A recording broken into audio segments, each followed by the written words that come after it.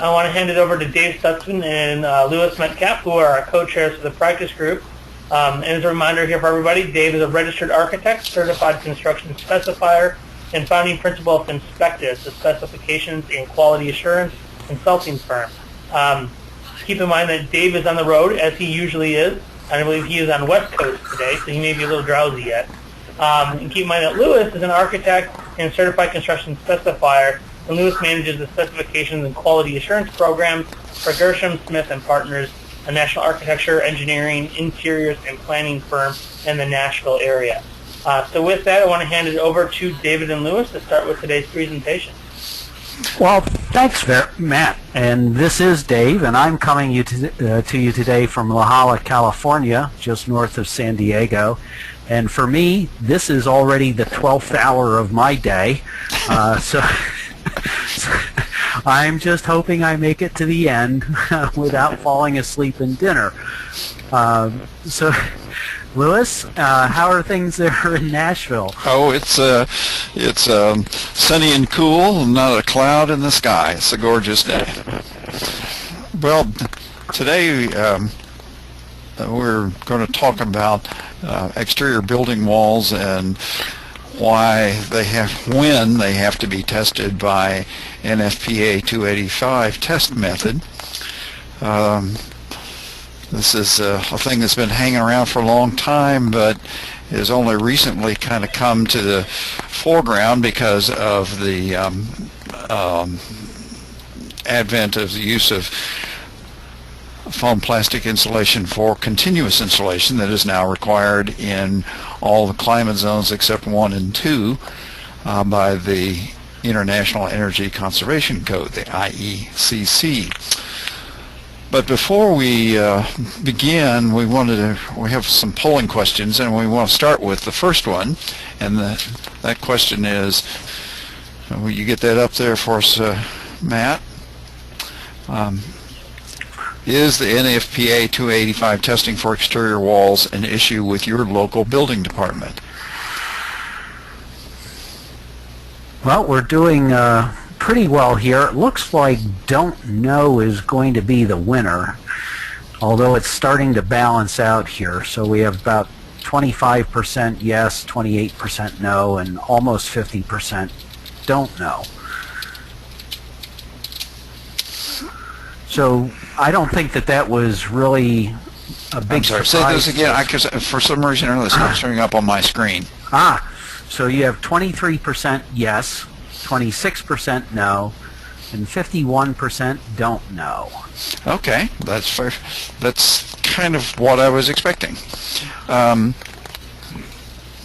For those of you who do have some experience with your local building department, as we progress, please share your experience with us, because that's kind of the whole point of this group, is that when we find out about something that's happening around the country, we want to be able to share that so that folks where it hasn't happened yet can be prepared and forearmed and hopefully have all the answers that they need when they go visit the building department. Exactly. So, Dave, why don't you start by telling us where this thing came from in the first place? All right. In the beginning. Matt, are you going to take us back there? There we go. Well, Louis and I were both at CSI's Construct show here in September, and I know that there was a program, I believe it was Simpson Gumpertz put this on, was it not? I think so. And they had run through some of the history of this requirement in the building codes, and actually it started back in 1988 with UBC. And anybody working on the West Coast will recognize the number, the UBC 26-9. UBC would put standards, their own standards, which are oftentimes modifications of other testing standards, but they bind them right into the code at the back end of the code. And UBC introduced this as a test standard, and most of the reaction back in '88 was actually in response to EFIS. When you started cladding Type 1 and Type 2 non-combustible buildings with plastic foam that wasn't exactly non-combustible. Not non-combustible at all. As a matter of fact, it was combustible. It is still. It still is, yes, absolutely. And if you read the code about what is considered non-combustible, it has a very, very narrow definition of what is non-combustible.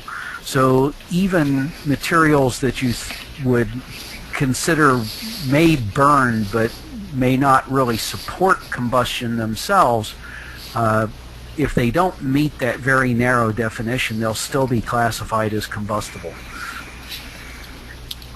Okay, so Lewis, what happened after 88? Well, then the next thing that happened was that the three model code agencies got together and became the International Code Council, the ICC, and got together and wrote a single code, the International Building Code, that was first issued in 2000. And they took bits and pieces from all the different codes. They made some compromises here and there.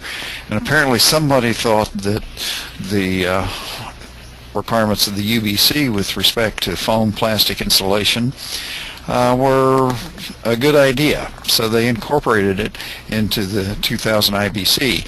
And it listed both the UBC 26-9 test method and listed for the first time the NFPA 285 test assembly, and it's been in every issue since. And that code reference, for those of you who are taking notes, is 2603.5.5. Okay, so all of these requirements for the foam plastic are all in Chapter 26 of IBC. Yes. And it's actually a pretty extensive chapter because you end up with many different applications that end up with foam plastic. So you need to carefully wade through all of those to find everything that applies to the exterior wall. Now, the interesting thing about this that a lot of people may not realize is that this is required for all exterior walls that have foam plastic insulation in them, regardless of whether or not they are fire resistance rated. So we're not just talking about walls that are on zero lot lines where you have to have a rated exterior wall. We're talking about all walls, the one exception being one-story buildings, and we'll explain that a little bit later in the presentation when we actually show you what the test assembly looks like. I think there was one other, Lewis. Type 5 construction. Oh, yes. If you build with wood, you can do you don't have to worry about it. It's going to burn anyway. That sucker's going to burn anyway. Just to give a little foreshadowing, the concern is that with combustible materials in the interior of the exterior wall construction, the assembly, that if they were ignited, they could propagate vertically and perhaps flash over into the story above. Hey, Lewis, we had just one request from one of our viewers today asking for you to show this in full screen. Okay, I'm sorry. Maybe it wasn't. Is that better? We'll see. Can you see everything now? I can see just fine. Okay. I have one of the kind of double wide monitors, and I wasn't sure if that would actually distort things. The testing a lot of it is proprietary at the moment because there's no money other than the actual individual manufacturers of materials to test it. There's no group that's going to go out and test generic materials. Right, but this is, I think part of the difficulty there is that this test, the NFPA 285, it's an assembly test. So it's not individual materials. So if you think about an exterior wall and how many different possible combinations you could have, there's nobody that's going to fund all this testing. No, and of course that's one of the issues that we're facing right now is that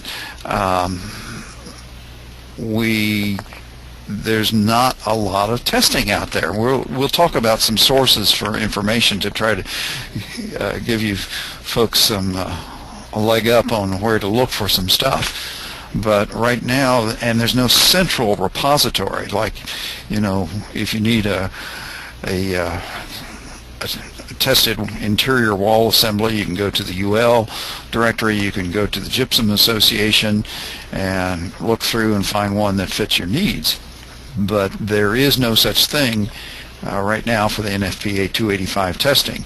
Oh, and just a little sidebar, UL at the moment is not doing this kind of testing. The Intertech and two other smaller test organizations are doing them. And I understand that there is a short list of some of assemblies that have been tested by Intertech on their website, but we'll talk about more about that later. So here we are in the 2009. It's still in effect, and there are some issues then that relate to using MCM. That's a metal composite material panels, of which ACM, aluminum composite materials, are the most commonly used. Right. What are those kinds of panels, Louis? Aren't those the Aluca bond and Reno bond and those kinds of yes, panels? Alpolic. Right.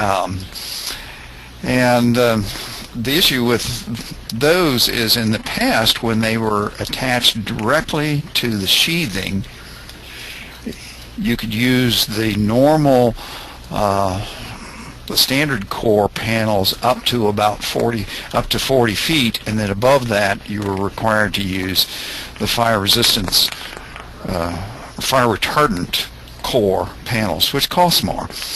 And that information is found in the ICC-ES, that is the ICC Evaluation Service evaluation reports for the individual manufacturers, and that was a common practice among the three major manufacturers. So the problem is that all of those evaluation reports are only written for attaching MCM systems directly to the gypsum sheathing, over an air barrier, of course.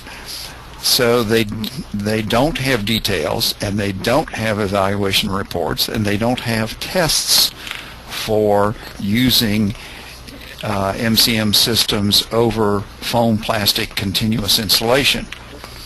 Right, and some of the difficulty there too is that these manufacturers that we're mentioning for the metal composite panels, they're really only manufacturing flat panel, and they're delivering those panels then to fabricators who are actually forming them into the route and return and the rain screen type systems, plus fabricating all of the attachment assemblies to hang those panels on a building.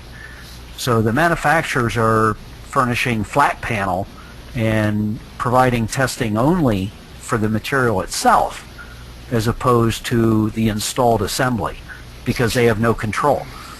There is one manufacturer in Indianapolis, Citadel, that actually makes the panels and makes the systems that hold them on the wall. But that's the only one that I was able to find, because even Centria buy their flat ACM panels from somebody else. So that's a whole other issue, and maybe we'll talk a little bit more about that later when we get down to talking about continuous insulation and the implications of that. Okay. So the next step is in 2012, the next edition, is there are going to be two additional requirements where NFPA 285 testing will be required, and that is for high pressure laminate panels, and an example of that would be Trespa panels. and combustible weather barriers, air and water barriers. Right. So, and think about it. The weather barriers, most of them that we've been using up until this point, they're asphalt based. And the ones that aren't asphaltic are acrylic. And does acrylic paint burn? Yes. It's an organic chemistry, so yes, it burns. And asphalt, I think we all know that that'll most likely burn if you put a torch to it. So now, the manufacturers of these products are a little up in arms about this because they feel like the amount of fuel contributed by a membrane that's less than 1/16 of an inch thick is so minuscule that this is maybe that this testing requirement is somewhat overkill. And so this past spring, they petitioned to ICC to modify this requirement in the 2012 code. But the ICC did not vote to accept that modification. But I have been told by a couple of the manufacturer reps that they're not giving up and they're going to come back on this. right, and I've been told the exact same thing, that the manufacturers are going to fight this provision and hopefully have it reversed. Might show up in one of the IBC interim editions before we get to the 2015, but that still leaves us with facing compliance with the 2012, where the local jurisdictions may not adopt the interim recommendations.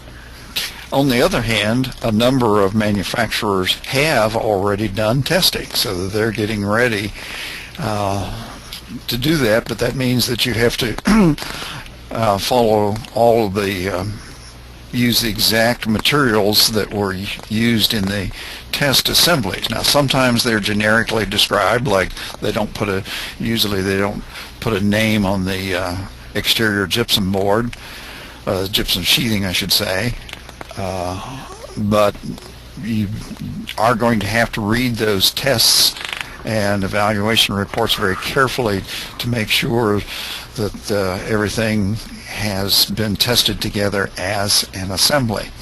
Right. This might be a good time to talk about, there are people who think that this whole NFPA 285 thing is, again, as I mentioned earlier, overkill. In other words, another way of saying it is that it is a solution to a problem that may not exist. And there are people who are certainly some actual fire protection, fire engineers or whatever they would call themselves, who are questioning whether or not there is actually a loss history from fires that this thing, that this requirement is supposed to solve, and that there isn't such a loss history, and therefore they question the need for this testing at all. So. Well, and if you take this really down to the nth degree, I mean, if we find a manufacturer that comes out and says, okay, I can make a non-combustible weather barrier, and I probably just put my foot in my mouth, but I would tell you that I believe that there's one that exists today that nobody is really considering, but given that they could make a non-combustible weather barrier, what about all the flashing tapes to do all the transitions between the weather barrier and the openings? And if those are still combustible, we could be looking at, well, there's a very minuscule part of the wall assembly, but now this is actually governing us, trying to make us compliant with NFPA 285. So I said that there's at least one non-combustible weather barrier that we could use. Think about it. Sheet metal. I think I'm buying some stock. But it's got to be steel, not aluminum. Yeah, well, that'll work. Well, neither one of them will be considered combustible, but the aluminum might melt out of the way. Yeah, but sheet metal will make a great weather barrier, great air barrier, great vapor retarder. But problem solved. People are asking, for years and decades we have put foam plastic insulation in between brick veneer and CMU backup withes in masonry cavity walls. And what could be safer? Yeah, the stuff burns, but when it's surrounded by masonry, what could be safer? If the fire started inside the wall, it can't get back into the building because of the CMU. It can't come out of the building because of the brick face. And people are asking kind of the same question about even brick veneer over a steel stud wall that's got Type X gypsum sheathing and gypsum wallboard on the inside. Is that really a significant loss exposure that requires this NFPA testing? Louis, we have two questions. I think you would be the perfect one to answer these. Yeah. Absolutely. From our friend Tommy Smith. Yes. He would like to know if wall expansion joints might be included in this. Now, just think about that one for a minute, and let me give you the other. From Joe Anatrella, who's asking, so how much flashings do you have in a cavity wall that will burn? Not a whole lot. Well, I'd rather answer the second question. Okay. But no, I've given you them both, so it's up to you. All right. Well, I think the wall expansion joints is an excellent question, because obviously if you have continuous insulation and you have a wall expansion joint that could itself burn or would not contain a fire, that's a problem, and I don't think that is addressed in the code yet. So we're going to have to see how that sorts out. But it may be, of course, the major manufacturers of those expansion joint cover assemblies all do have fire-rated units, and it may mean that we have to use those fire-rated units even in a non-rated wall. Yeah. Well, I think the good thing here on that point, though, Louis, is the code seems to be pretty specific as to the kinds of materials that are falling under this NFPA requirement. So it specifically says foam plastic. It's specifically saying weather-resistant membranes. And and in the 2012, I believe it specifically is saying the high-pressure laminates. So it's not expanding it to everything that is combustible just yet. Not yet, but we might think that the handwriting is on the wall. The question about the flashing, as we discussed earlier, the amount of fuel contributed by the lintel flashing is not huge. And of course there are other materials. We can use the composite materials that are basically have a metal and maybe a fiberglass scrim that's attached to, that's glued to both sides, and so there are ways around that to have what's essentially a non-combustible flashing, but there gets and there are some advantages to using those. Joe's second question about worrying about the fire coming through the windows above, we'll discuss that when we actually show you the diagram of the test assembly, and we will talk about that. Okay. Hey, and Louis, yes. For you, Matt, there was a hand raised from David Oglesby. I don't know if he has a microphone and wants to jump on and ask. Oh, we'd love to hear from David. Very knowledgeable man. I'm waiting to hear confirmation whether or not I can unmute his line.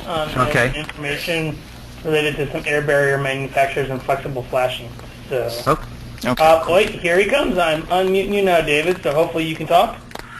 Yeah. Can you hear me? Hi. We Hi, can. David. Great. Yeah. Welcome.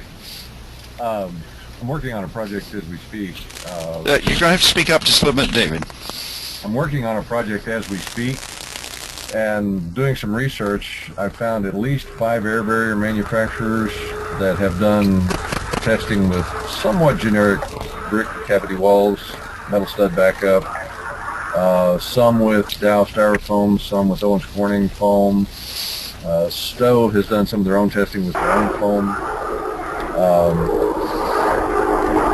And discovered that Carlisle does make a flashing sheet material, flexible flashing, that has also passed the NFPA 285 in the same assembly. Yes. Thanks very much, David. That's a good help for everybody to think about. We had another question from Patrick Thompson. How about three-coat plaster assemblies? Of course, cement plaster is non-combustible. Right. So it's treated, the actual skin is treated just like the brick, but it does have to be installed over continuous insulation. And of course, that's the choice, is are we going to use foam plastic, combustible continuous insulation, or are we going to use mineral fiber non-combustible insulation? And so that we're going to get into that a little further here as we progress through this show, through our discussion. So just when you think you've got it figured out, we get these. Yeah. The guys and gals at ICC think that we need to learn some new tricks. You know it'll be different in 2015. So how do we get out of this, David? Well, there I think are the two choices. We use either non-combustible materials. As long as we stay non-combustible in the exterior wall for type 1 and type 2 construction, we're good. Actually 3 and 4. Well, 3 and 4, but they're not, yeah, they use the non-combustible, but they're not classified as a non-combustible construction. No, but we need to point out to our listeners that that section of the IBC 2603.5.5 does require this testing for all walls in types 1, 2, 3, and 4. Right. The only exceptions being type 5 and one-story buildings. Right. Or we can use tested assemblies. Take your pick. You got to do one or the other. Well, you set up the sequence, so let's talk about avoiding combustibles. Okay. Well, I gave you my solution, sheet metal. It works. With that'll get rid of the air barrier requirement right there. This whole IBC Chapter 26 is all geared around foam plastic insulation. So one of the ways that we can get rid of the requirement is simply not use foam plastic. So that would include all of the extruded styrene insulations, that would include the expanded styrene, would include the polyisocyanurates and any urethanes if they're still in use. Just get rid of them.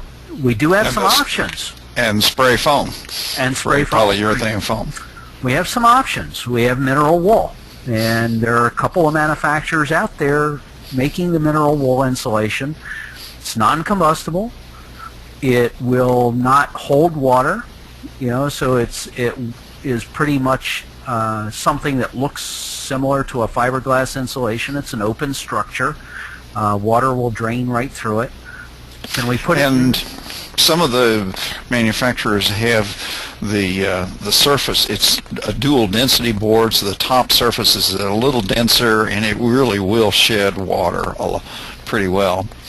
A lot of times we see this stuck to the back side of precast panels on impaling pins. Yeah, we can do that. That's a handy way to do your continuous insulation. An advantage of using mineral fiber is that you don't have to be quite so careful about making sure that there's a half-inch of gypsum board between the insulation and the interior of the building, because it's non-combustible. Right. So it doesn't fall into Chapter 26 at all. But using it in stud cavities is not real practical, because you have to fit it in around the studs, and it's still not continuous because you have the thermal break from the stud. Yes. So, and that's the difficulty. And you mentioned this one already, the interior face of masonry and concrete, tilt-up construction, precast concrete wall panels. If we get into masonry veneer or even composite masonry construction for mass walls, sure, you can put mineral fiber on the interior face, and it may very well be continuous. So if you can hold your interior finish off of that masonry or concrete and allow your studs to bypass that insulation, it absolutely will be continuous. And a simple way to install it is with the impaling pins. Just stick it on there, put the clip on the impaling pin, and you have your continuous insulation. One of the advantages of mineral fiber, mineral wool insulation is that it doesn't sag. These are semi-rigid boards, so once you put them in place, they will stay there. And it's flexible. They don't slump. And it can go around sometimes.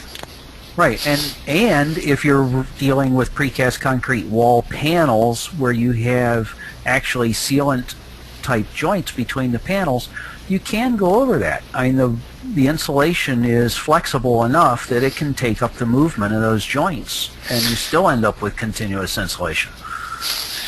Randall Chappell points out that mineral fiber is more costly and the R value is less, and that's why folks want to use foam plastic insulation for continuous insulation. The typical R value for mineral fiber insulation is R4.2 per inch, as opposed to extruded polystyrene that's R5 per inch. And yes, it's going to cost more to get the same level of thermal barrier. And the polyisocyanurate is even higher. Well, a little bit higher, but be careful. Published results. Make sure you're looking at the long-term thermal resistance as opposed to thermal resistance reported just after manufacturing. Because the long-term resistance might be 5.5. might be 6, but it's not the old values that some of us might be used to when it was published at near 7. I want to talk, but when we're putting this continuous insulation on the outside of gypsum board sheathing behind some kind of cladding, how do we do that? Before we talk about that a little bit, I want to read the definition of continuous insulation. The IECC doesn't actually have a definition, but it cites, of course, the ASHRAE 90.1, which says continuous insulation is continuous across all structural members without thermal bridges other than fasteners and service openings. And the user's guide for ASHRAE 90.1 has the following clarification statement. This means that the insulation must be installed in a manner that is continuous and is that airplane and you're going through your hotel room there, David? Yes, it is. You know, I'm on the flight path into San Diego. I've flown into San Diego. That's a scary flight. Well, let's see. So the continuous insulation must be installed in a manner that is continuous and uninterrupted by framing members or other construction elements that would reduce the thermal resistance of the insulation when installed in the construction. So, to me, that pretty much, to me, that says you can't use continuous Z-furring in between the insulation boards to support the cladding, because I agree. Those Z-furring are certainly structural because they're taking the wind loads. They're transmitting the wind load from the cladding to the steel stud backup wall, and they are certainly reducing the thermal resistance of the insulation. So, and there are some mineral fiber manufacturers purporting that the way that the material is installed is with continuous metal Z clips. Right, which is misleading. It doesn't meet the energy code, I don't think. I understand that TRESPA, their evaluation report, shows it was tested with NFPA using mineral fiber as the continuous insulation, but I'm not sure about how they anchored it to the wall.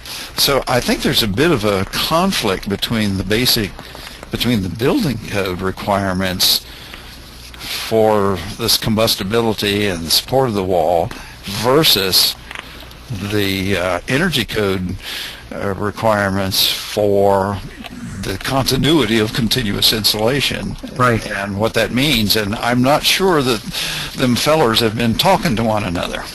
Right. We have a couple of comments here, Louis. I think Yes. we ought to pick those up. Oh, yes, let's do that. One, you need to be prepared. Robert Bowman's asking that you please read the ASHRAE definition Oh, yes. again. Okay. I'll but do that. Before you get there, Tommy Smith had a comment that there's a conflict created with requirements in the energy codes, and I'm not quite sure what you are getting to with that question or comment, Tommy. If you could add additional support there, let us know where you're going with Well, that. I think he means just what I just stated about that there seems to be a lack of coordination between the building code requirements and the energy code requirements, and maybe Okay. they're written by different committees who haven't talked to one another enough. Imagine that. Imagine.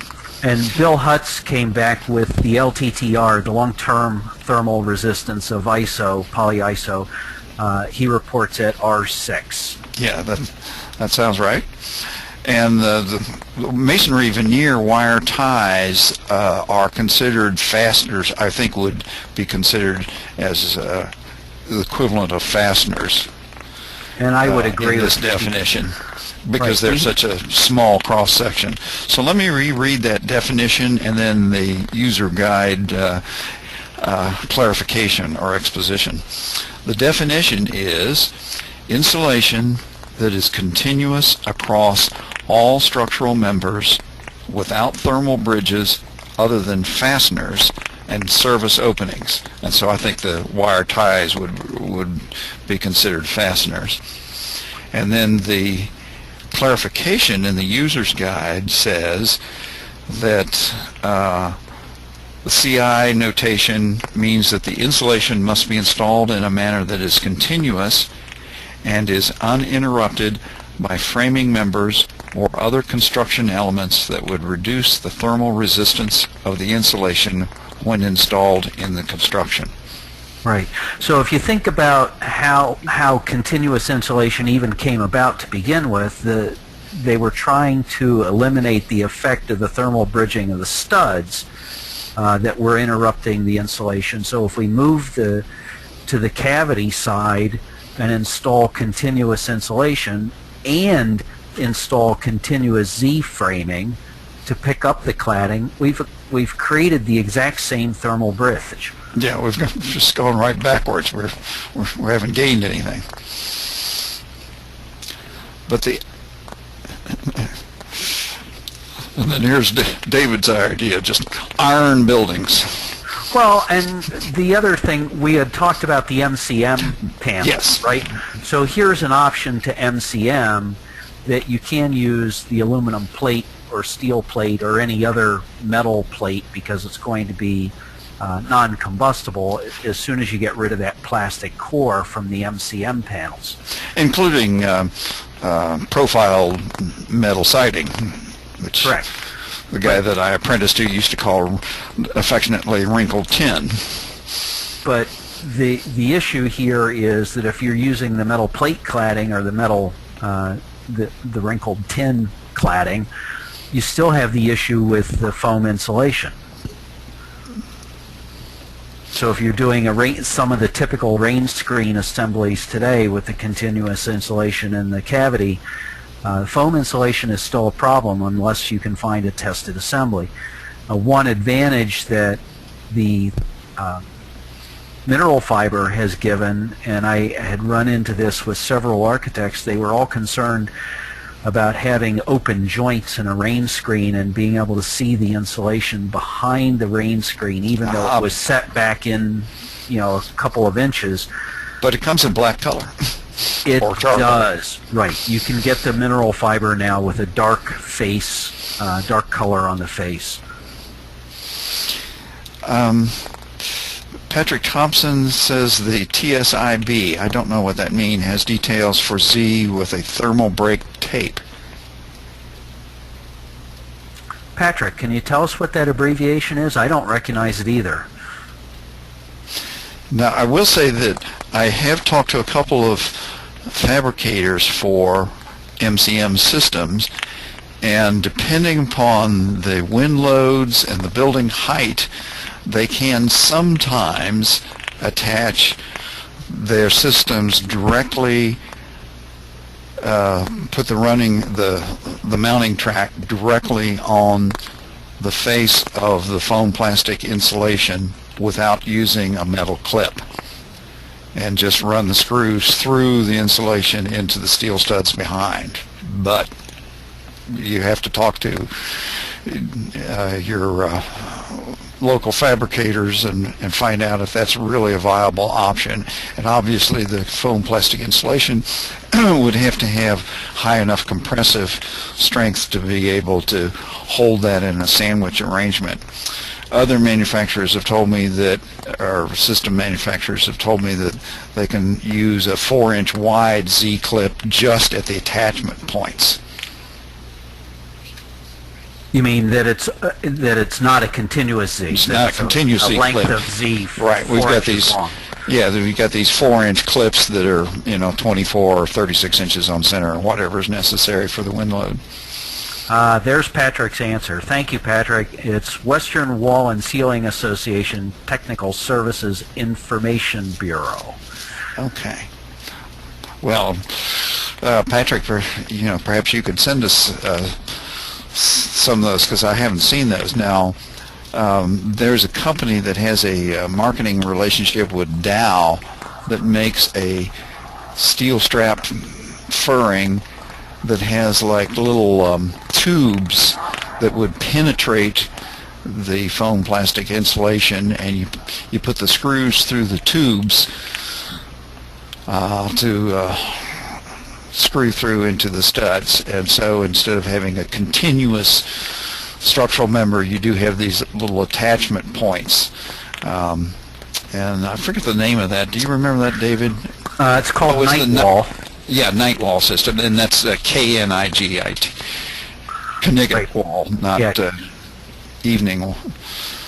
Right, and the advantage of that system, at least in part, is that it is an engineered system, and they do have it calculated as far as the cladding loads that it is able to support, which is also affected by the thickness of the insulation and how far those fasteners are extending as a moment arm from the stud framing behind.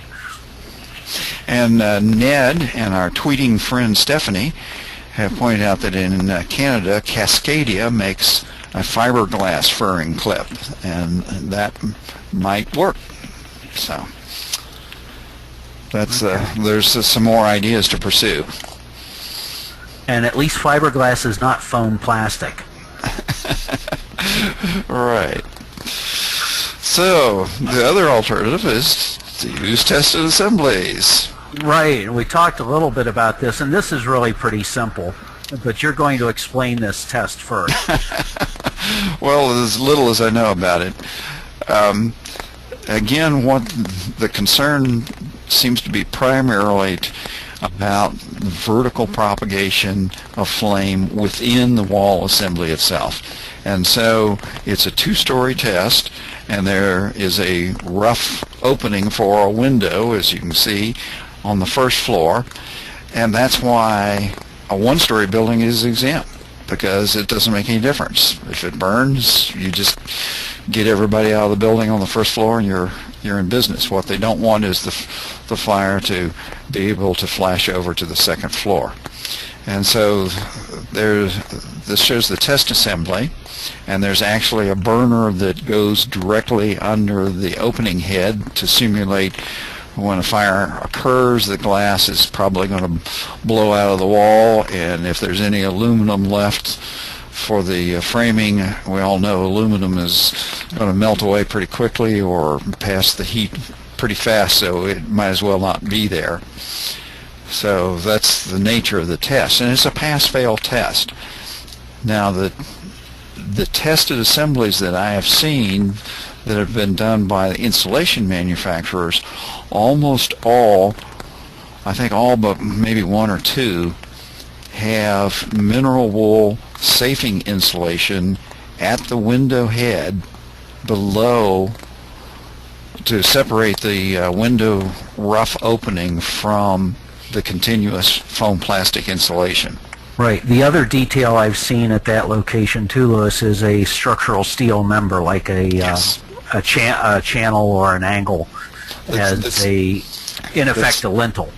That's heavy enough that it dissipates the heat and prevents direct ignition during the period in which the test occurs. I don't know about how long they run the test or anything like that, but this shows the kind of the basic diagram.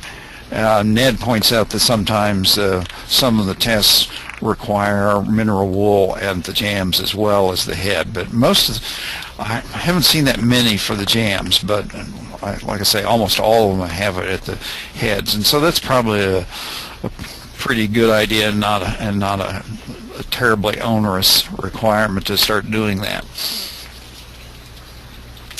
Okay. But if you're going to follow the test, the actual tested assembly, you need to be aware of all of those details, and you need to actually follow the details, or you're not following the test. Yes, and use the named products, because at the moment all of these tests are primarily done by insulation manufacturers, and they are only going to test their brand of insulation. Right. And if you go this route, if you're trying to rely on a tested assembly but you're modifying it because of your own project specifics, talk with the building official as you're doing it, because you're going to be at his mercy. If you go in there without a tested assembly, you're going to need an engineering judgment from a fire protection engineer to support whatever it is that you're doing, and be able to convince the local building official to accept that judgment to allow you to build whatever assembly you're proposing.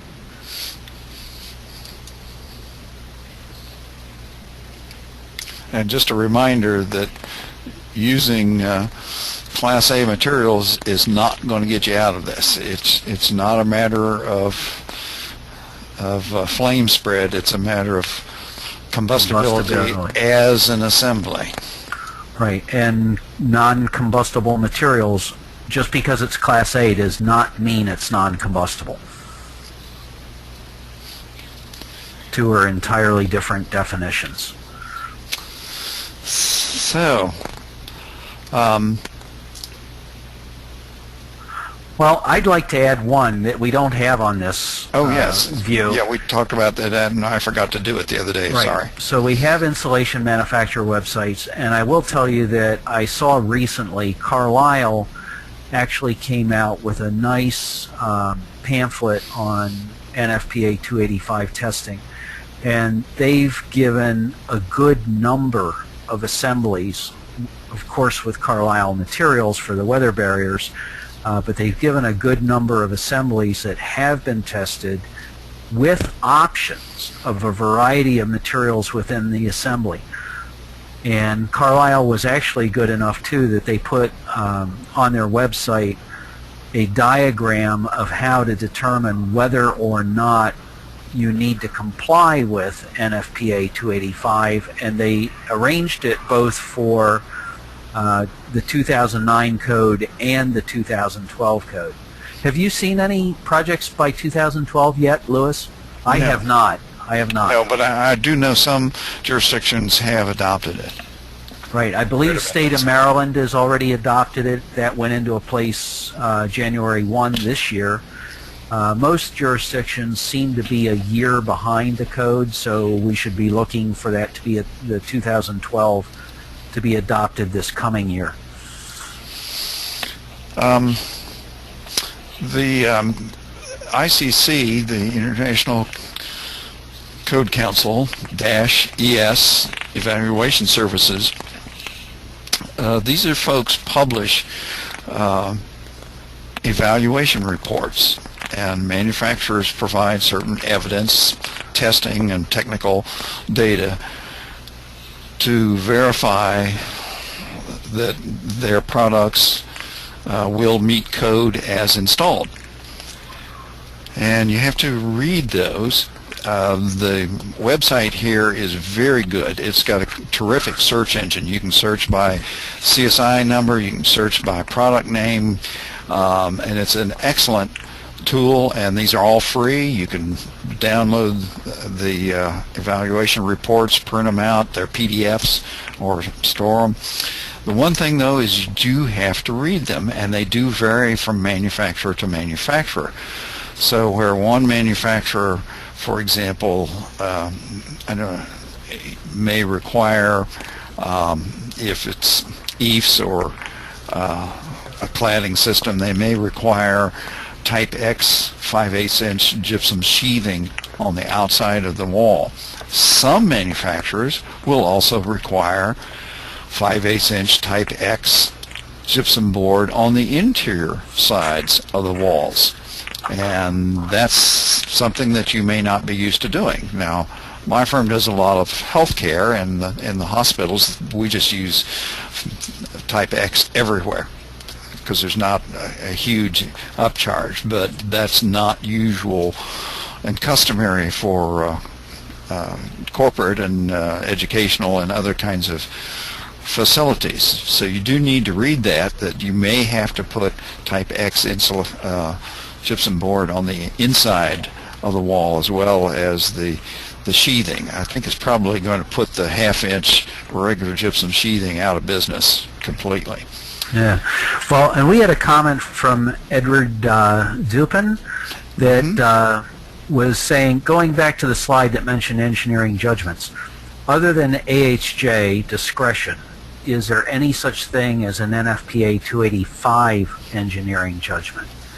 And to my knowledge, Edward, there really isn't, because this goes back as an assembly, that it's going to be very project specific, because literally I could tell you that on the projects I've worked on, I don't know that any two exterior walls have been absolutely identical, and that's going to be a lot of the problem, because there are so many choices, so many options, so many different ways to put these walls together, that trying to get a specific judgment or a specific test that's available to suit a project is going to be really difficult.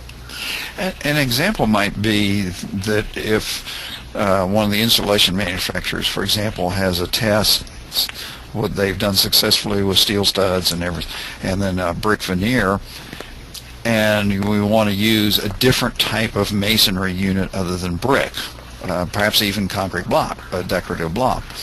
That insulation manufacturer, if they have an engineer, might be willing to write a letter saying that we think that, you know, that the block has equivalent fire resistance as the brick, and therefore it should be the same. But other than that, I don't know. Right.